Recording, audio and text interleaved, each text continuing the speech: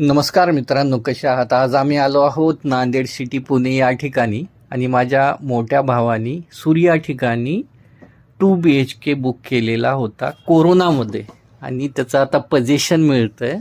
तर पुण्याला आलो होतो भेटण्यासाठी आणि फ्लॅट पण रेडी होता. तर भाऊ म्हणला चला बघायला जाऊ कसं आहे काय नाही. तर चला म्हटलं, खूप छान आहे आणि ड्रीम हाऊस ज्याला म्हणतात ना ते हेच.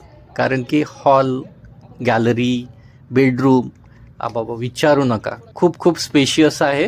आतमध्ये तर एवढं जागा होती, माझे तर डोळेच हे झाले बघा. आणि हे गॅलरीमधून मनमोहक दृश्य, मोठ्या मोठ्या बिल्डिंग समोर स्पेस आहे आणि समोर जे आहे ते गार्डन आहे.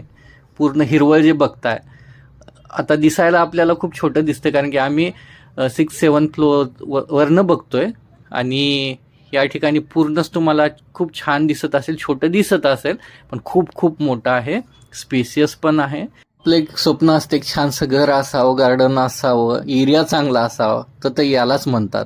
हे नांदेड सिटीमध्ये या ठिकाणी आता पोझिशन द्यायला चालू केले त्यांनी आणि हा आमचा हॉल आहे. खूप मोठा हॉल आहे, असं लक्षात येणार नाही पण असं पण छान दिसतंय. असं मोठं बघून तर खूपच असं इतकं भारावल्यासारखं झालं ना. खूप खूप छान आहे. आणि भावानी कोरोनामध्ये जे बुक केलं होतं ते 70 पर्यंत काहीतरी आणि आज याची किंमत आहे 1 CRच्या वरती.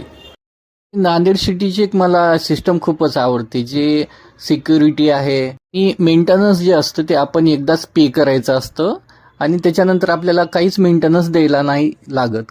एवढी चांगली सुविधा दिलेली आहे त्यांनी.